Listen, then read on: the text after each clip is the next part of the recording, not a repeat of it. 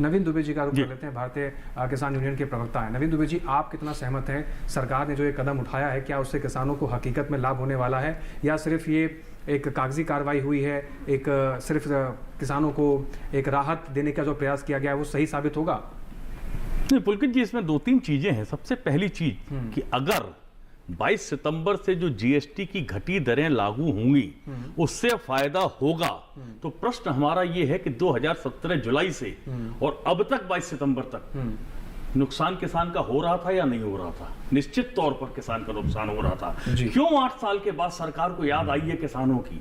8 साल तक आप सोते रहे। मैं तो फिक्की के आंकड़े देख रहा हूं, क्रिसिल के आंकड़े देख रहा हूं कि इन वर्षों में लगभग 1 लाख करोड़ से अधिक का नुकसान भारत के किसानों का हुआ है। आपने किसानों के लिए योजना, ये देश कृषि प्रधान है। लेकिन दुबे जी, जब ये लागू किया गया तो यही तो कहा गया कि रिव्यू किया गया है। पहले जो चीज लागू की गई उसके रिजल्ट्स देखे गए, जब सरकार को लगा कि रिव्यू करने की आवश्यकता है, कमेटी बिठाई गई, रिव्यू करने के बाद ये फैसला गया। आप कोई भी सामान लेके आते हैं, पहले उसको इस्तेमाल करते हैं, फिर देखते हैं कि उसका पॉजिटिव इफेक्ट है कि नेगेटिव इफेक्ट है, उसके बाद उसको कंटिन्यू आप करते हैं। तो सरकार ने भी इसी तरीके से पहले उसको लेके आए, सरकार ने देखा, काम किया उस पर। जब सरकार को लगा कि जरूरत है रिफॉर्म करने की, सरकार ने रिफॉर्म किया। तो आप ये कैसे कह सकते हैं कि 7 साल लग गए, 8 साल लग गए रिफॉर्म करने में? भारत के अंदर सरकार का एक कार्यकाल 5 वर्ष निर्धारित होता है, उसके बाद चुनाव होता है। ये सौभाग्य की बात है, अच्छी बात है। मैं बधाई देता हूं भारतीय जनता पार्टी की, मोदी जी की सरकार को कि वो वापस 2019 में जीत के आई।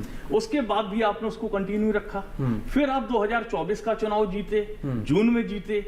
उसके बाद आज आप अगस्त में आके इस तरीके की घोषणा कर रहे हैं। इन 8 वर्षों में आपने रिफॉर्म्स की सोची ही नहीं। और मैं बड़ी महत्वपूर्ण बात कहूंगा कि आप एक चीज देखिए, जीएसटी की आप कह रहे हैं कि साहब हमने ट्रैक्टर के ऊपर 5% कर दिया और जितने भी हमारे कृषि यंत्र हैं उनके ऊपर 5% कर दिया। ट्रांसपोर्टेशन जो कृषि यंत्रों का है, कृषि उत्पादों का है, उस पर तो आज भी 18% जीएसटी है। वो कहां किस कॉस्ट में काउंट होगा, किसकी लागत में काउंट होगा और किसको इनपुट मिलेगा, ये सोचने की 18% स्लैब तो हटा ही दिया, 18% रह कहां गया? नहीं, 18% आपका ट्रांसपोर्टेशन पे है जीएसटी। और 1800 सीसी से ऊपर का जो ट्रैक्टर है वो आज भी 18% में है।